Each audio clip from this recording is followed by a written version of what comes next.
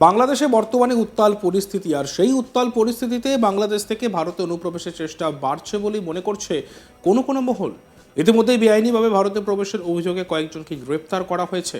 আবার বেআইনিভাবে ভারতে আসা সেই সব বাংলাদেশিদের সাহায্য করার অভিযোগেও ধরপাকড় চালাচ্ছে পুলিশ। এবার বেআইনিভাবে বাংলাদেশি অনুপ্রবেশকারীদের আশ্রয় দেওয়ার অভিযোগে ফের এক দালালকে গ্রেপ্তার করল নদিয়ার গাংনাপুর থানার পুলিশ। গাংনাপুরের সবাইপুর এলাকায় দালাল লুকিয়ে আছে বলে খবর পায় গাংনাপুর থানার পুলিশ, আর তারপরেই গাংনাপুর পুলিশ অভিযান চালিয়ে সিরাজুল মণ্ডল নামে ওই দালালকে গ্রেপ্তার করে। পুলিশ সূত্রে খবর, ধৃত সিরাজুল মণ্ডলের বিরুদ্ধে বাংলাদেশি অনুপ্রবেশকারীদের ভারতে আসতে ও তাদের লুকিয়ে থাকতে সাহায্য করার অভিযোগ রয়েছে। অতীতেও একাধিক মামলায় আদালত অবমাননার অভিযোগ, ওয়ারেন্ট রয়েছে তার বিরুদ্ধে।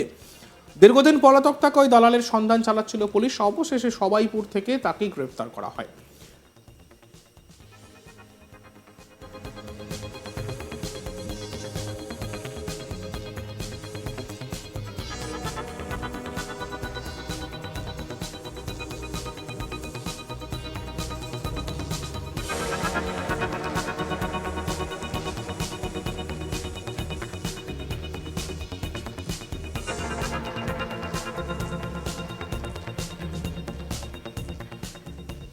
এ বিষয়ে আমাদের প্রতিনিধি বিশ্বজিৎ বন্দ্যোপাধ্যায়ের একটি প্রতিবেদন আমরা দেখব। বেআইনিভাবে বাংলাদেশে অনুপ্রবেশকারীদের আশ্রয় দেওয়ার অভিযোগে আবার এক টাউটকে গ্রেপ্তার করল গাংনাপুর থানার পুলিশ। প্রত্যেক দিনই নাই টাউট নাই অনুপ্রবেশকারী গ্রেপ্তার হচ্ছে। শুক্রবার রাতে গোপন সূত্রে খবর পেয়ে গাংনাপুর সবাইপুর এলাকায় আত্মগোপন করেছিল এক টাউট। গাংনাপুরের পুলিশ অভিযান চালিয়ে সিরাজুল মণ্ডল নামে ওই টাউটকে গ্রেপ্তার করে। ধৃত সিরাজুল মণ্ডলের বিরুদ্ধে বাংলাদেশের অনুপ্রবেশকারীদের ভারতে আসতে ও তাদের আত্মগোপন করতে সাহায্য করার অভিযোগ রয়েছে। পূর্বে একাধিক মামলা আদালতে অবমাননা অভিযোগও ওয়ান্টেড রয়েছে ওই ব্যক্তি। দীর্ঘদিন ধরে পলাতক থাকা ওই টাউটের সন্ধান চালাচ্ছিল গাংনাপুর থানার পুলিশ। অবশেষে শুক্রবার তাকে সরাপুর থেকে গ্রেপ্তার করে পুলিশ। শনিবার রানাঘাট মহকুমা আদালতে পাঠায়। তার বিরুদ্ধে নানা অভিযোগও ছিল।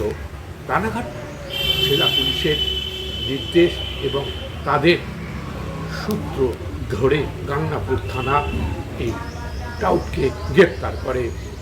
বেআইনিভাবে বাংলাদেশে অনুপ্রবেশকারী আশ্রয় দেওয়ার অভিযোগ এবং তাদেরকে এদেশে নিয়ে আসার জন্য টাউটকে গ্রেপ্তার করল গাংনাপুর থানার পুলিশ।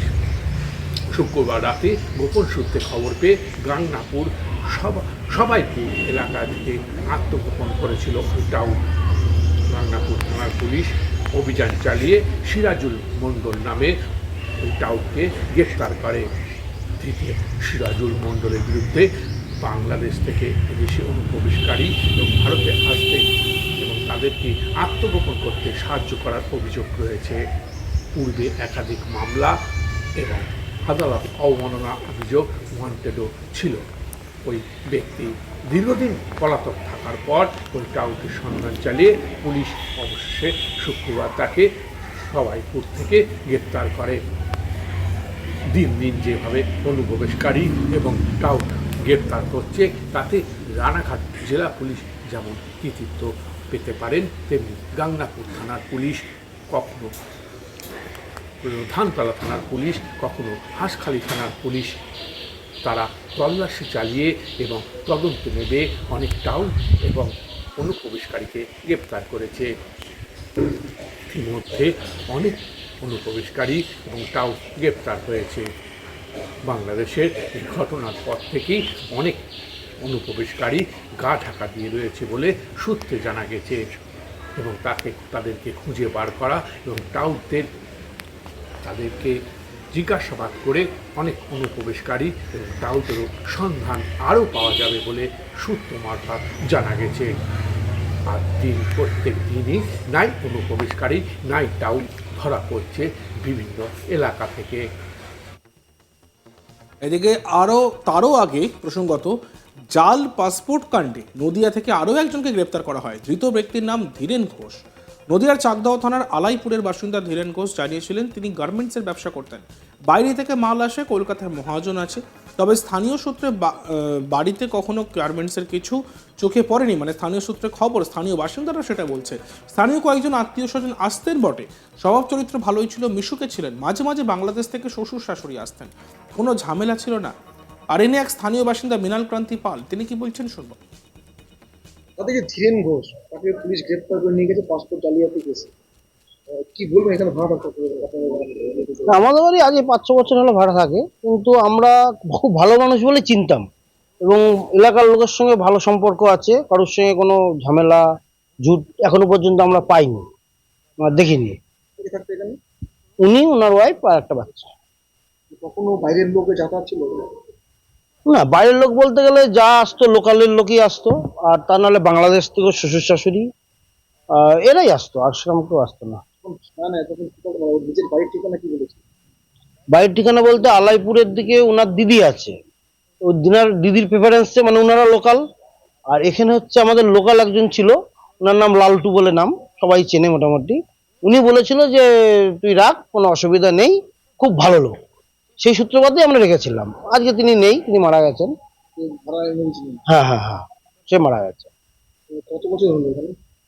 এখানে ইনি থাকে ওই 5-6 বছর হবে, 5-6 বছর আশেপাশে। কোনো পাসপোর্ট সংক্রান্ত বিষয়ে আলোচনা করা? না না না, কোনো আলোচনা হয়নি। বাইরে থেকে লোক এনে বাইরে রাখতে কত ভাড়া টাকা? তো সেগুলো তো ইন্টারনাল ব্যাপার, সেগুলো তো আমরা বলতে পারবো না, কারণ আমরা অত ভেতরে গভীরে যাওয়ার চেষ্টা করিনি বা ইয়ে করিনি। জিনিসটা বলেছে হ্যাঁ, আমাদের সে খুব ভালো মিশতো, মাঝে মাঝে ঘুরতে যাওয়া বা এখানে ওখানে যাওয়া, সেগুলোও করেছি আমরা। এই চলাফেরাটা কিরকম ছিল? রাখেন ছিল না মানে স্বাভাবিক? না না না, ভদ্র ছিল, যথেষ্ট ভদ্র ছিল, যথেষ্ট ভদ্র। কি কাজ করতে বলতে?